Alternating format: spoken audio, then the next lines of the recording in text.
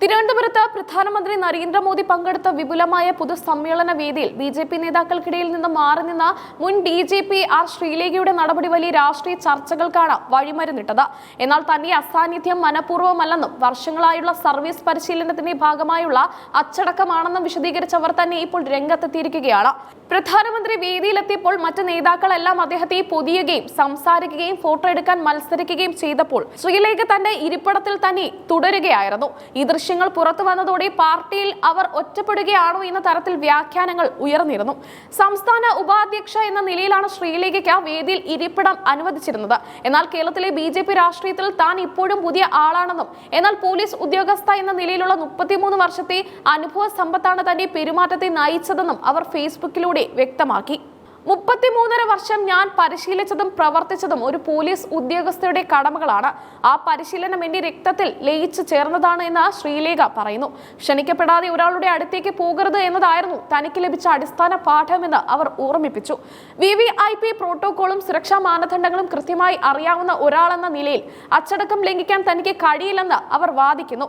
പ്രധാനമന്ത്രിയെ പോലൊരു വ്യക്തിത്വത്തിന്റെ അരികിലേക്ക് അനുവാദമില്ലാതെ കടന്നു ചെല്ലുന്നത് ശരിയായ നടപടിയല്ലെന്നാണ് അവർ വിശ്വസിക്കുന്നത്.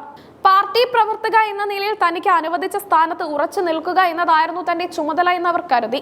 അനാവശ്യമായി തിരക്ക് കൂട്ടുന്നതിനേക്കാൾ അന്തസ്സായി സ്വന്തം കസേരയിൽ ഇരിക്കുന്നതാണ് ശരിയെന്ന് അവർ തീരുമാനിക്കുകയായിരുന്നു. പ്രധാനമന്ത്രി വേദിയിലേക്ക് പ്രവേശിച്ചപ്പോഴും മടങ്ങിയപ്പോഴും അദ്ദേഹം കടന്നുപോയ വഴികളിൽ തടസ്സം സൃഷ്ടിക്കാനോ അവിടേക്ക് ഓടിച്ചെല്ലാനോ തന്റെ വ്യക്തിത്വം അനുവദിച്ചില്ല. VVIP ഡ്യൂട്ടികൾ ചെയ്തിട്ടുള്ള ഒരാൾക്ക് അവിടുത്തെ ഗൗരവം മനസ്സിലാകുമെന്നും അവർ പറഞ്ഞു. മറ്റു നേതാക്കൾ മോദിയെ യാത്രയയക്കാൻ വാഹനത്തിനരികിലേക്ക് പോയപ്പോഴും ശ്രീലേഖ അകലം പാലിച്ചു നിന്നു. ഇത് പാർട്ടിയിലെ ഗ്രൂപ്പിസത്തിന്റെ ഭാഗമാണെന്നും ശ്രീലേഖയും നേതൃത്വവും തമ്മിൽ അസ്വാരസ്യമുണ്ടെന്നുമുള്ള പ്രചാരണങ്ങൾ ഇതോടെ സജീവമായി. എന്നാൽ ഈ ആരോപണങ്ങളെല്ലാം അവർ തള്ളിക്കളഞ്ഞു. ആരും തന്നെ തെറ്റിദ്ധരിക്കരുതെന്നും പാർട്ടിയോടുള്ള തന്റെ കൂറ് സംശയാതീതമാണെന്നും അവർ വ്യക്തമാക്കി. എപ്പോഴും BJPക്കൊപ്പം എന്ന കുറിപ്പോടെയാണ് അവർ തന്റെ വിശദീകരണം അവസാനിപ്പിച്ചത്. ശ്രീലേഖയുടെ ഈ നിലപാടിനെ അനുകൂലിച്ചും പ്രതികൂലിച്ചും നിരവധി പേരാണ് രംഗത്തെത്തുന്നത്. രാഷ്ട്രീയക്കാർക്ക് വേണ്ട ജനകീയ ഇടപെടലുകൾ ശ്രീലേഖയിൽ നിന്ന് ഉണ്ടാകുന്നില്ലെന്ന് ഒരു വിഭാഗം വിമർശിക്കുമ്പോൾ അവരുടെ അന്തസ്സും അച്ചടക്കവും മാതൃകാപരമാണെന്ന് മറ്റൊരു വിഭാഗം വാദിക്കുന്നു. തിരുവനന്തപുരത്ത് വിവിധ കേന്ദ്ര പദ്ധതികളുടെ ഉദ്ഘാടനത്തിനായാണ് പ്രധാനമന്ത്രി എത്തിയത്. പത്മനാഭസ്വാമി ക്ഷേത്രവുമായി ബന്ധപ്പെട്ട ചടങ്ങുകളിലും അദ്ദേഹം പങ്കെടുത്തു. ഈ സുപ്രധാന പരിപാടിക്കിടയിലാണ് ശ്രീലേഖയുടെ മാറി നിൽക്കൽ ശ്രദ്ധിക്കപ്പെട്ടത്. കേരളത്തിലെ ആദ്യ വനിതാ DGP എന്ന നിലയിൽ വലിയ ജനപ്രീതിയുള്ള വ്യക്തിയാണ് ആർ ശ്രീലേഖ. അവർ BJPയിൽ ചേർന്നത് വലിയ വാർത്തയായിരുന്നു. എന്നാൽ സജീവ രാഷ്ട്രീയത്തിന്റെ രീതികളുമായി അവർ ഇനിയും പൊരുത്തപ്പെട്ടിട്ടില്ലെന്നാണ് ഈ സംഭവം തെളിയിക്കുന്നത്. രാഷ്ട്രീയ വേദികളിലെ സ്വാഭാവികമായ തിക്കും തിരക്കും ശ്രീലേഖയെ പോലൊരു മുൻ ഉന്നത ഉദ്യോഗസ്ഥയ്ക്ക് ഉൾക്കൊള്ളാൻ കഴിയുന്നില്ലെന്നത് വ്യക്തമാണ്. നേതാക്കൾ ക്യാമറയ്ക്ക് മുന്നിൽ നിൽക്കാൻ മത്സരിക്കുമ്പോൾ അച്ചടക്കത്തിന്റെ അതിർവരമ്പുകൾ അവർ സ്വയം വരച്ചു.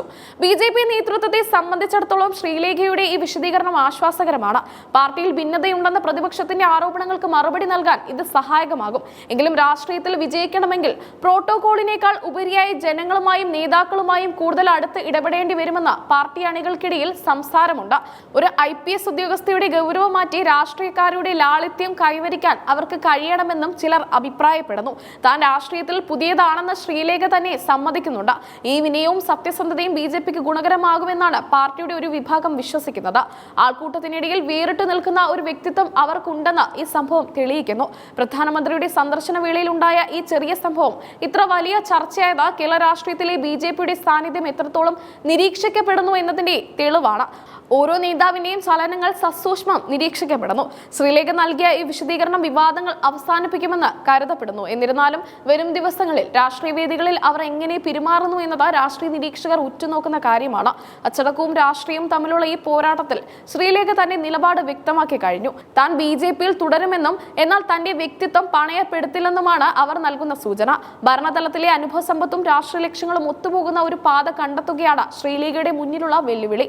ഈ വിവാദം അതിനൊരു പാഠമാകുമെന്ന് ഉറപ്പാണ്.